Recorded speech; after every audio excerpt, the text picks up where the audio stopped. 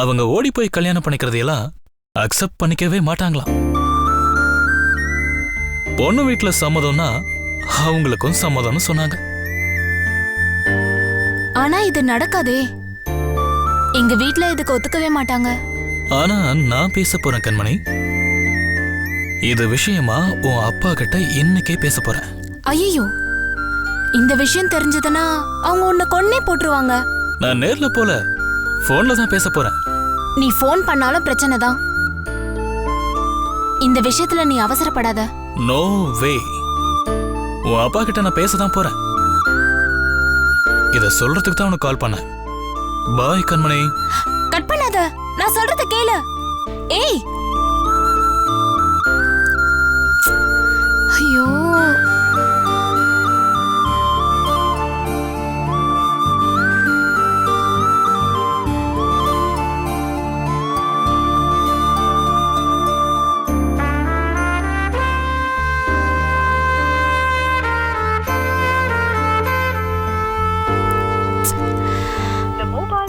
have dialed is currently not reachable. Please try again later.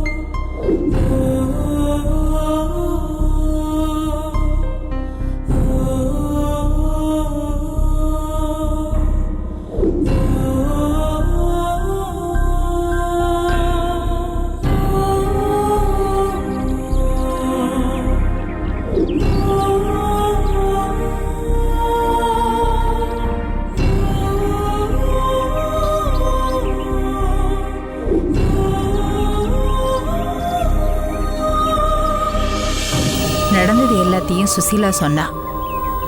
உன்னை நினைக்கவே கஷ்டமா இருக்குடி.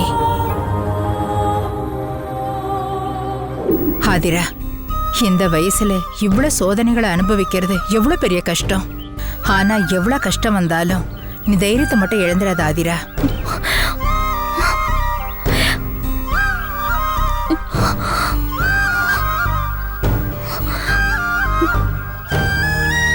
இது எல்லாமே கொஞ்ச நாள் தான்.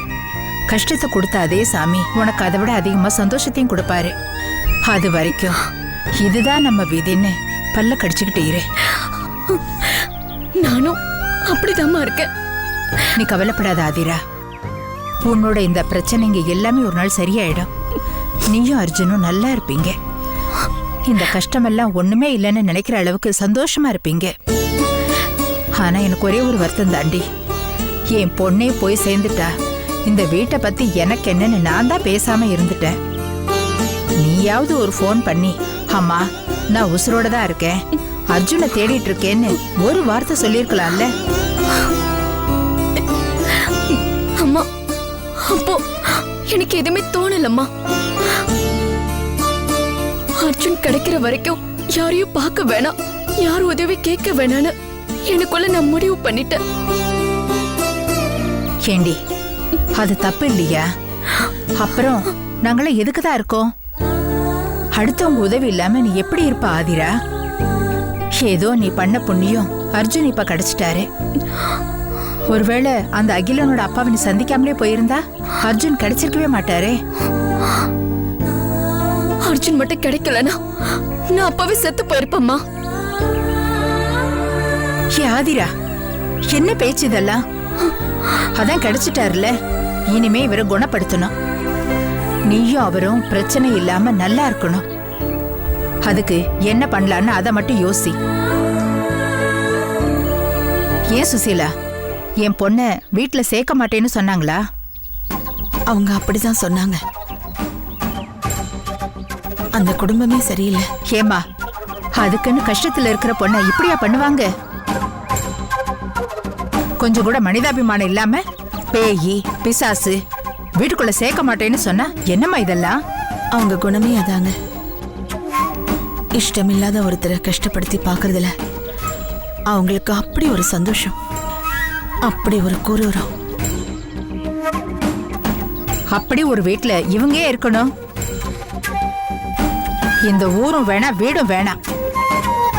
ஆதிராவையும் மாப்பிள்ளையும் நான் என் வீட்டுக்கே கூட்டிட்டு போறேன். அவங்கதான் புத்தி கெட்டு அப்படி பேசுறாங்கன்னா நீங்களும் அவசரப்படாதீங்க. அர்ஜுன் இப்ப இருக்கிற நிலைமையில அவன் இங்க இருக்கிறது தான் நல்லது. மாப்பிள்ளைய நாங்க அங்க வச்சு பாத்துக்கிறோம். அதெல்லாம் சரி வராதுங்க. அர்ஜுன் இங்க இருக்கிறது தான் நல்லது. இந்த ஊரு அவன் வாழ்ந்த இடம். இங்க இருந்தாதான் அவனுக்கு கொஞ்சம் கொஞ்சமா பழைய ஞாபகம்லாம் திரும்பி வரும்.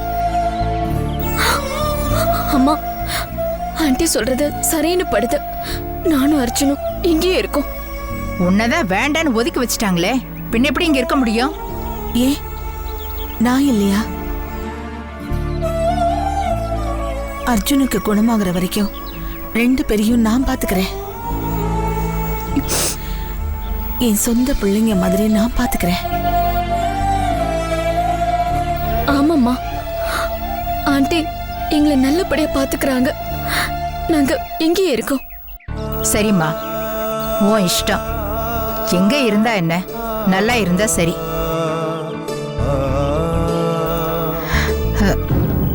ஹதிரா, அர்ஜுன் எங்க? அர்ஜுன், அர்ஜுன், அர்ஜுன், அர்ஜுன்!